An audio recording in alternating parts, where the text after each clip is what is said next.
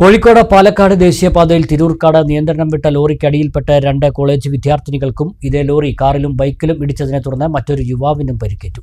Thirurkad school പടിയിലാണ് സംഭവം. ബുധനാഴ്ച രാവിലെ 9:30 മണിയോടെയാണ് തിരൂർക്കാട് പള്ളിപ്പടിയിൽ നിയന്ത്രണം വിട്ട ലോറി കോളേജ് വിദ്യാർത്ഥിനികളെ ഇടിച്ചത്. അപകടം നടന്ന ഉടൻ ഓടിക്കൂടിയ നാട്ടുകാർ ലോറിക്കടിയിൽ നിന്നും വിദ്യാർത്ഥിനികളെ പുറത്തെടുക്കുകയായിരുന്നു.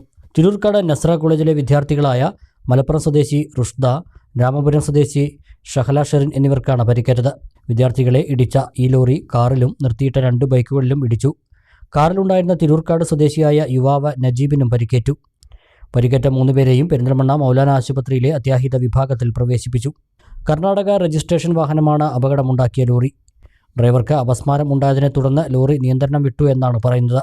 അതേസമയം ലോറി ഡ്രൈവർ ഉറങ്ങിയത് കാരണം അപകടമുണ്ടായി എന്ന് നാട്ടുകാരിൽ ചിലർ പറഞ്ഞു. തിരൂർക്കാട് NIA എഡ്യൂക്കേഷൻ കോംപ്ലക്സിന് മുന്നിലാണ് അപകടം സംഭവിച്ചത്.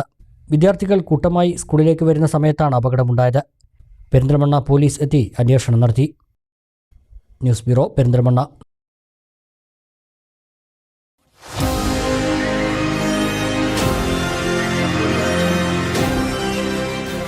കൂടുതൽ വാർത്തകളും വിശേഷങ്ങളും അറിയാൻ പേജ് ലൈക്ക് ചെയ്യൂ.